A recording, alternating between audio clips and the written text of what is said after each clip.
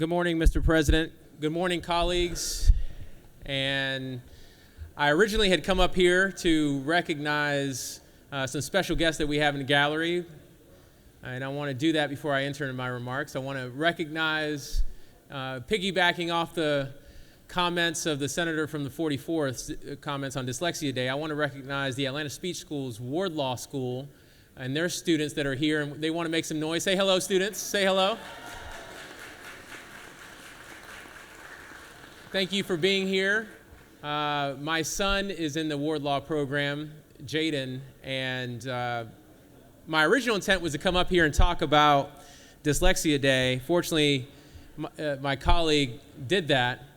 But on the way up to the chamber this morning, I walked upon a press conference that was happening downstairs on safe storage. And I happened to walk up as a young lady, Isabel, was making remarks on the importance of common sense gun legislation. And I want to read to you, colleagues, her remarks that I heard this morning, because I think it's important for us to hear directly from people who were in the building of Apalachee High School last year and experienced this themselves. Here are Isabel's words. Good morning, everyone. My name is Isabel Trejo, and I am a senior at Apalachee High School. On September 4th, 2024, I was sitting in Coach Aspinwall's statistical reasoning class, focused on studying for an upcoming test. It felt like any other school day. I rushed to get to school on time, sat through first period, and went to second period, hoping the study guide would be straightforward. But at 10:20 a.m., everything changed. The shooting started. The minutes that followed felt like an eternity. The smart board flashed the words "hard lockdown," and panic set in. My classmates and I rushed to the wall furthest from the door. I huddled under a desk, mentally preparing for a shooter to come into my open classroom and start firing. After the shooting stopped, we barricaded the door. We made phone calls to our loved ones. We held each other, hoping, praying. And in that moment, I felt responsible. I still do. Many of us do. I sat there frozen, terrified, unable to move, unable to help. If I had moved, if I had tried, I might have been next. No student or teacher should have to feel responsible for rendering life-saving aid to an injured person. Soon after, law enforcement arrived. My classmates begged them to help us, to help Coach A.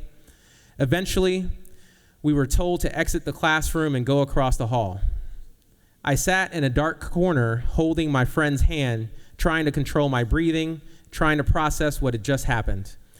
When we were told to exit the building, I stepped into a smoke-filled hallway, hands raised above my head, and broke down sobbing. I searched for my loved ones, desperate to know they were safe. Months later, I still wrestle with the questions that haunt me. Did that really happen? Why was he allowed to access that weapon? What if another child gains access to an unsecured firearm? What if this happens again? It does not have to happen again. In the wake of the shooting, our community showed up for us, and their support has been essential for so many students and teachers. Now it is time for our state legislators to continue to show up. Yesterday, the Speaker of the House, John Burns, announced the comprehensive school safety bill. I want to recognize and applaud this movement towards ensuring safety in our schools. I am here today to strongly urge our representatives to pass the Pediatric Health Storage Act, not only to honor the 4 lives lost and the thousands impacted by the shooting at Apalachee High School, but to prevent future tragedies in Georgia schools. This bill is not about gun control. It is about gun safety. It promotes the secure storage of firearms and ensures that parents and guardians are held accountable when a child gains access to a gun under their supervision. The shooting at my school was the direct result of a child obtaining an unsecured firearm in his household. Although the school safety bill aims to protect children in schools, we must have a school safe storage bill in order to prevent further tragedies. This tragedy could have been prevented if safe storage laws had been in place. Our representatives have a clear opportunity to make sure no other students, teachers, or families in Georgia endure what we have endured. No child should have to learn how to survive a mass shooting. No student should have to run from gunfire in their own classroom, and no family should have to grieve the loss of their child, sibling, or parent because of preventable violence. Our elected lawmakers have a responsibility to serve and protect the people of Georgia. Passing the Pediatric Health Safe Storage Act is one crucial step towards making our schools safer. Ladies and gentlemen, I want to acknowledge Isabel Trejo, a senior at Apalachee High School, who is here in the gallery. Please give her a round of applause.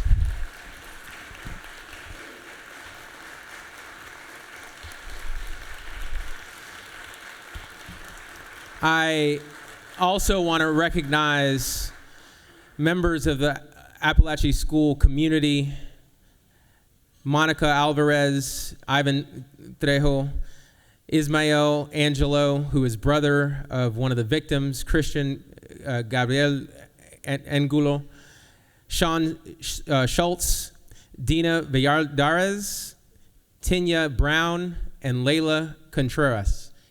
Please stand to be recognized.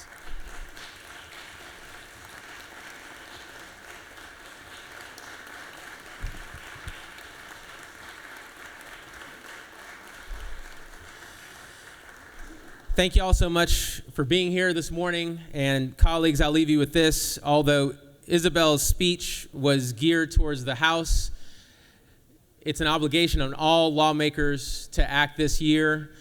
Our colleague, the senator from the 44th, has introduced SB 49. So we have the opportunity to act on a safe storage bill right here in this chamber. Thank you so much, Mr. President. I yield the well. Thank you, Senator. Recognize Senator from